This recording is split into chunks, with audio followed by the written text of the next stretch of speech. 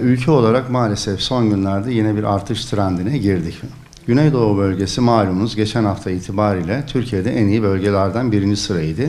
Siirt de Türkiye'de birinci sıradaydı. Tabii ki bu başarının böyle sürdürülmesi çok daha zor. Elde ettiğiniz bu başarıdan aşağı doğru bir düşüş sergilerseniz bu bizi mutsuz eder. Vatandaşlardan istirhamımız lütfen eskisinden daha fazla maske, mesafe ve hijyen kurallarına dikkat etmesidir. Siirt olarak son ikinci haftada 100 binde 2 iken son birinci haftada 100 binde 14'e çıkmamız bizleri üzmüştür.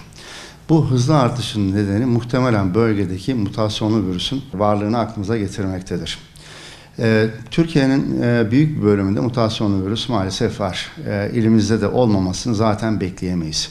Mutasyonlu virüs önceki virüse göre çok daha fazla hızlı bulaşma kapasitesine sahip.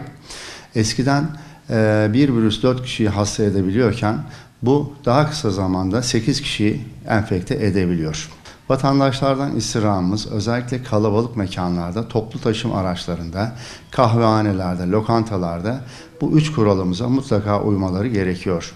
İşin ekonomik boyutu çok önemli. Vatandaşlarımızın çoğu mağdur oldu. Bu mağduriyetin tekrar ortaya çıkmaması için özellikle işletmecilerin bu kurallara çok fazla uyum göstermesi gerekiyor. Bu virüs bir önceki virüse nazaran bulaşıcılığı çok daha fazla.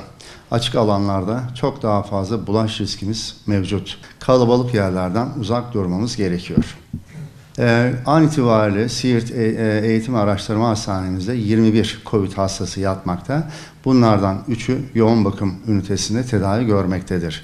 Vatandaşlardan istirhamımız en ufak bir semptom gördüklerinde işte baş ağrısı, öksürük, ateş ve benzeri diğer semptomlar görüldüğünde mutlaka en yakın sağlık kuruluşlarına başvurmaları gerekmektedir.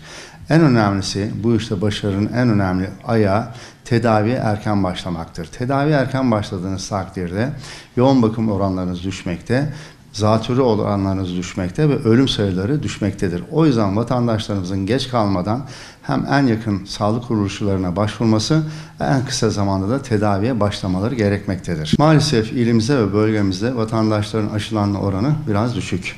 Vatandaşlar bu konuda biraz isteksiz gibi duruyorlar. İlimizde yaklaşık hedef nüfusun %40'ını aşılamış durumdayız.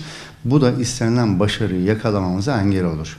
Biz koronavirüsle mücadelede başarı sağlamak istiyorsak toplumun en az %65'ini aşılamamız gerekiyor. İlimizde an itibariyle aşı sıkıntısı bulunmamaktadır. Ve bu işin tek başarmanın yolu aşılanma oranlarını da arttırmaktır diye söylüyorum. Aşılanma sırası gelen vatandaşlarımız kendi sıraların geldiğini e-nabız sisteminden görüyorlar. Bizler de sırası gelen ve aşılanmaya gelmeyen vatandaşları arıyoruz.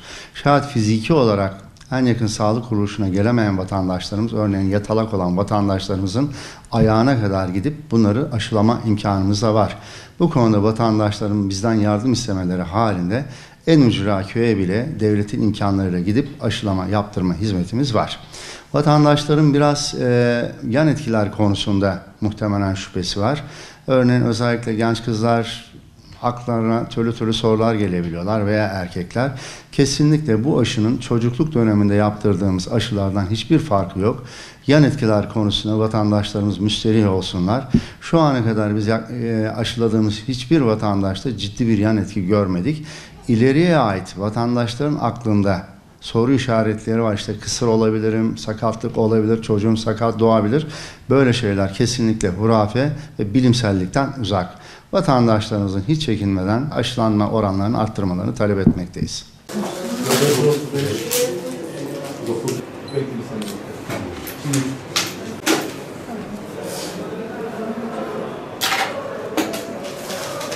Geçmiş olsun. İsim ne? Ömer Erşekin. İstemedi. Bir tanesi orada olsun.